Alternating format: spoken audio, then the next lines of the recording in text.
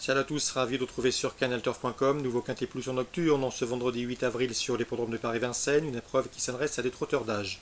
Ma préférence ira au cadet qui me semble en mesure de damer le pion. À leurs années, j'ai placé notamment en tête le 8 Alain de Cagnes. Le cheval a vraiment pas mal tout dans son jeu. Non seulement il reste sur 2 victoires à Cagnes et Borelli, preuve de sa bonne forme, il est également invaincu en 2 sorties sur le tracé qui nous intéresse, confié à Jean-Michel Bazir. C'est un choix incontournable. Même topo que le numéro 7 à Valmont-Aval. C'est vrai qu'il affiche 3 échecs en autant de prestations dans les quintets, mais sachez qu'il compte aussi 3 victoires en 3 courses courues sur le parcours qui nous intéresse. C'est une course visée, c'est à mon avis un candidat sérieux aux premières places. J'aime également beaucoup le 5 Athos des Volos. Le cheval vient de s'imposer le 1er avril sur le tracé qui nous intéresse. Ce jour-là, il marchait une 13-1, soit le meilleur chrono du peloton sur le parcours qu'il retrouva vendredi. C'est lui aussi un candidat sérieux première place. Le 3 Kelmicha faisait partie des meilleurs de sa promotion à l'âge de 4 ans. Il a notamment terminé à l'arrivée d'un groupe 2 remporté par Hakim du Cap-Vert. Depuis, il a alterné le bon et le moins bon, mais s'il est décidé, il peut parfaitement accompagner les précédents cités. Le 16 Vestal du Goutier réalise un excellent début d'année, déjà 2 victoires et une place de deuxième pour elle. Une confirmation est ici attendue, d'autant qu'elle est bien engagée au plafond des gains. Le 4 Victoria du Viaduc, récente lauréate le 28 mars à Cherbourg, tentera de confirmer ici face à une opposition plus relevée, notamment des 6 ans.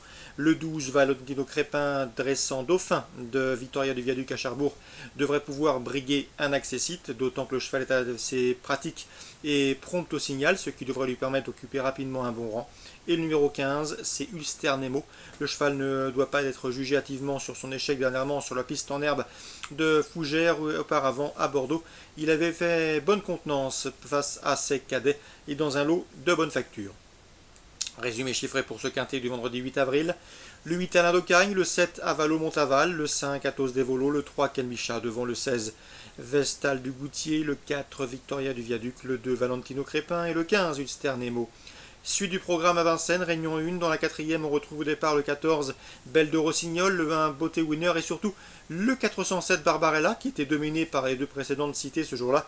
Mais attention, à l'occasion de cette course référence, le 22 mars sur ce tracé, eh bien Barbarella avait compromis pas mal de terrain et concédé du terrain sur une faute en début de parcours et avait tardé à trouver l'ouverture dans la dernière ligne droite. La revanche est possible, le 407 Barbarella. Dans la 6e, on fera confiance à 2 récentes lauréates sous la selle, le 611 Courchevel et le 607 Ces Charmeuses des Bois. Non seulement elles ont en commun de rester sur une victoire remontée, mais elles seront également pieds nus pour l'occasion. La 7e maintenant, j'aime beaucoup le 708 Carmen qui vient de s'imposer avec de la marge sur les programmes d'Amiens. Elle tentera de confirmer sur la cendrée parisienne. Et le 701 Carla de Félière, irréprochable depuis ses débuts, mérite également une note de méfiance. 708-701, course ciblée pour Vincennes, 4e, 6e et 7e. On passe maintenant à Lyon-Paris, Réunion 3. Dans la première, Emmanuel Clayeux semble avoir les clés de la course avec le 106 Belle du Berry. La jument vient de s'imposer sur les haies de Lyon, elle revient ici sur le steeple avec une belle chance une nouvelle fois de s'imposer. On lui opposera son compagnon d'entraînement, le 101 Naking, qui possède une toute première chance théorique. 106-101, l'écurie Clayeux à suivre dans l'épreuve d'ouverture. Hervé Chauvelafay est également bien représenté dans la 8e avec le 812 Brume de Gentine. C'est une bonne jument, elle affronte un lot à sa portée. Elle sera déférée des postérieurs pour l'occasion, c'est la plus riche du lot. Le 810, son compagnon d'entraînement c'est Bocador. Le cheval est pieds nus. Il se recommande également d'un chrono d'une 16 effractions sur ce parcours. Ça doit suffire pour faire l'arrivée. Donc confiance aux 2 protégés d'Hervé Chauvelafay, 812 et 810. En regardant les forces en présence, je leur opposerai surtout le 807 Boléro Julery qui sera quant à lui déféré des 4 pieds pour la première fois de sa carrière. Il faut y voir un signe de confiance. 812, 810 et 807. Auteuil, Réunion 4, 2 temps forts. Les prix Pépin Vaste, groupe 3 et Murat, groupe 2. Dans le prix Pépin Vaste, pour les 4 ans sur les haies, on retrouve au départ le 501 Device qui vient de s'imposer dans le prix Jean d'Indy. À lui de confirmer, c'est sans doute l'un des meilleurs 4 ans de sa promotion. Et le 504 Chimère du Berlay, sa dauphine ce jour-là dans le prix d'Indy le 19 mars. Mais Chimère du Berlay avait dominé Device à l'occasion de leur tentative commune dans le prix Cambacérès. C'était le 8 novembre, donc on prend les mêmes heures comment 501 Device, 504 Chimère du Berlay. Dans le prix Murat, groupe 2, sur le steeple, on retrouve au départ le champion Milord Thomas. Vous le savez, il a remporté le Grand Steeplechase de Paris l'an dernier, mais également le prix La Jousselin. Ici, après une course de rentrée profitable dans le prix Troyton, il s'annonce redoutable.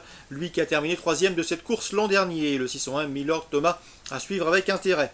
On lui posera le 604 Vézelay, autre bon cheval, de retour sur le steeple avec des ambitions, et le 603 Jamie Beck qui vient quant à lui de faire sien le prix Troyton et qui avait terminé 4e de cette course l'an dernier. 601, 604 et 603. Concernant Toulouse, une information, elle me vient de Thomas Fourcy avec lequel j'ai eu le plaisir de converser. Thomas Fourcy qui est actuellement à l'étranger, mais il a eu le plaisir de me répondre lorsque je l'ai appelé au téléphone. Eh bien, sachez qu'il est très confiant avec le 705 Al-Fada. Elle n'a pas couru depuis 1 an, mais elle a déjà du travail. Elle est tout simplement douée, elle est bonne. Elle fait face à un bel engagement. C'est vrai qu'elle se mesure à mal pour la première fois de sa carrière, mais l'opposition est largement dans ses cordes. Elle qui a couru en meilleure société. Donc le 705 Al-Fada, à mon avis, c'est le penalty de cette réunion toulousaine en réunion 6. À suivre les yeux fermés, au dire de son entraîneur Thomas Fourcy. Tous les feux sont au vert, d'autant que le terrain ne devrait pas la perturber. Elle a surtout couru en bon terrain, mais elle se sort des pistes assouplies à l'entraînement.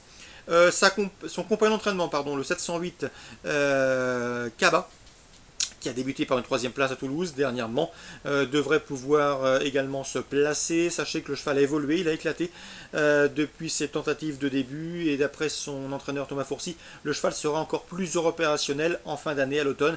Cela dit ici, cela n'empêche pas de prendre une place. Compagnon de couleur, mais pas d'entraînement, des 2 premiers cités, le 701 Al-Mado, régulier, doit pouvoir également figurer sur les podiums. Bref, en résumé, Toulouse, Réunion 6.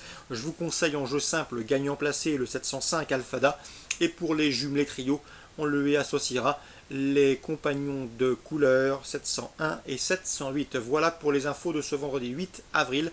Bon jeu à tous, bonne journée et rendez-vous demain pour une nouvelle émission.